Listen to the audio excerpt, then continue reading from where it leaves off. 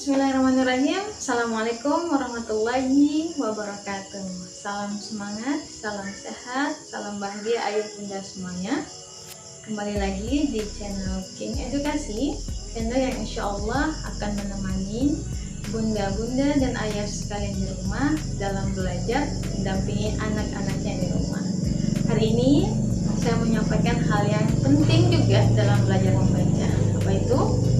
Yaitu kita akan mengetahui, biasanya ada banyak orang tua yang bertanya kepada saya gitu ya, berapa lama sih waktu yang paling ideal atau yang paling baik untuk anak-anak stay belajar membaca ya.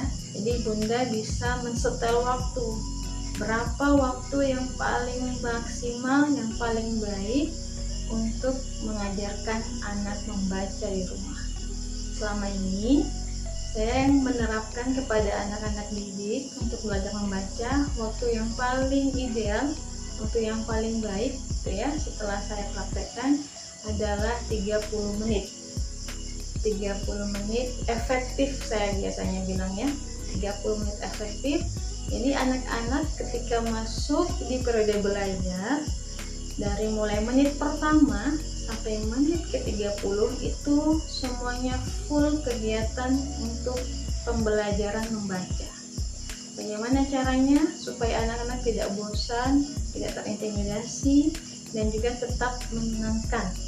Yang pertama, biasanya di 5 menit pertama kita akan mencoba membuat stimulasi anak atau mencoba untuk mengingat materi sebelumnya.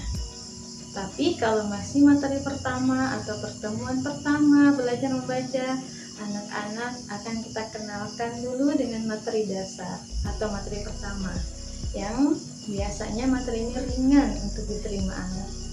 Kemudian nanti setelah dia dikenalkan, anak-anak akan pindah aktivitas. Jadi anak-anak tetap fokus ya, 30 menit setelah membaca, pindah aktivitas menulis beberapa kata yang diajarkan oleh pengajar.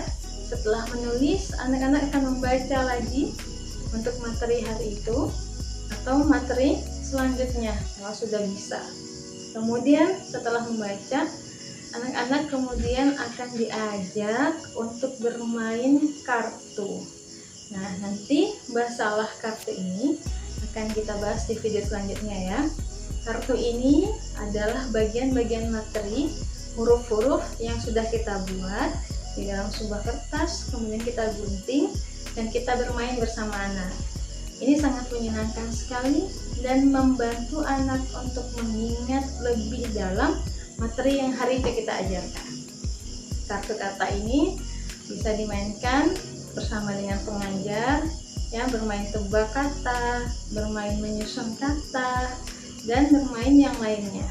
Jadi ini sangat menyenangkan.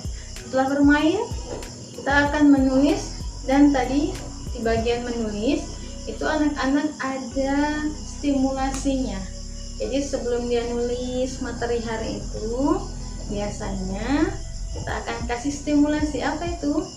Ada huruf 2 misalnya gitu ya, kita ajarin anak-anak stimulasi. Nanti kita juga akan sharing bagaimana bentuk stimulasinya.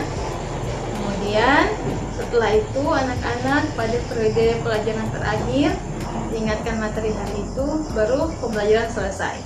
Jadi 30 menitnya benar-benar padat, dan juga perpindahan materi atau perpindahan kegiatan membuat anak tetap stay on fokus dengan pembelajaran. Jadi nggak monoton baca terus gitu ya, atau nulis terus. Jadi anak-anak dialihkan kegiatannya, tapi masih pada proses pembelajaran yang sama. Begitu bunda sekalian, semoga bisa dipahami. Saya akhiri, Assalamualaikum warahmatullahi wabarakatuh.